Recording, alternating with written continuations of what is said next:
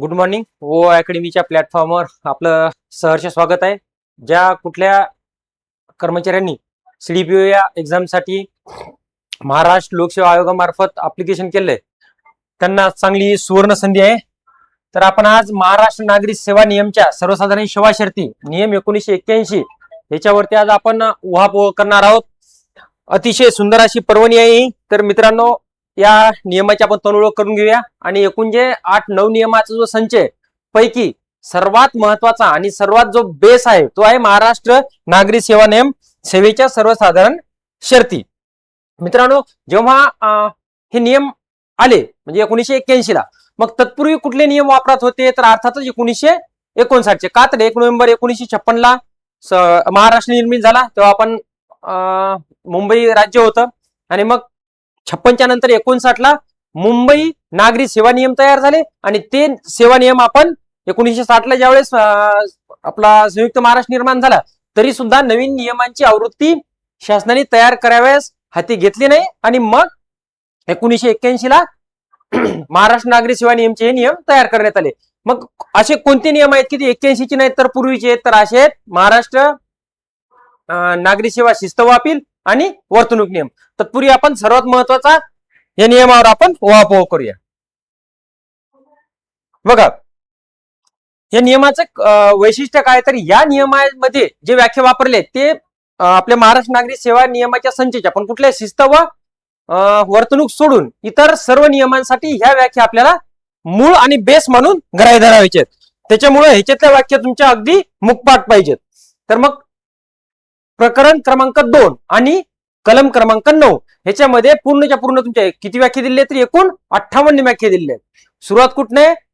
प्रत्यक्ष प्रवास खर्च ते शेवट कुठे? प्रवास भत्ता. म्हणजे पहिली व्याख्या आहे प्रत्यक्ष प्रवास खर्च आणि 58वी व्याख्या आहे तुमचा प्रवासाचा भत्ता. मग मध्यंतरी ज्या व्याख्या दिल्या आहेत तर अशा प्रत्येक व्याख्येवरती आजपर्यंत आयोगाकडून प्रश्न येऊन गेलेले आहेत. तर चला आपण पहिला जो नियम आहे त्याच्यावरून सुरुवात करूया. आता लक्षात घ्या, महाराष्ट्र शासनाला म्हणजेच आपल्या राज्यपालांना आपलं भारतीय संविधान नियम करायचा असो कायदा करायचा असो आपल्याला भारतीय संविधानाने पावर दिले. तर राज्यपालांना घटनेचं कलम 309 कलम कुठलं आहे? 309 च्या अंतर्गत नियम तयार करण्याचे पावर डेलिकेट केले. तर महाराष्ट्र नागरी सेवेचे जे प्रत्येक नियम आहेत ते 309 च्या अंतर्गत तयार केले आहेत. याच्यावरती बरेच वेळा प्रश्न येऊन गेलेला आहे.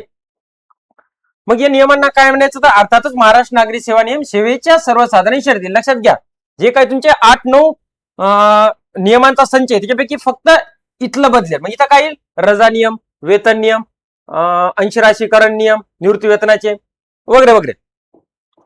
लागू कधी झाला तर 15 ऑगस्ट 1981.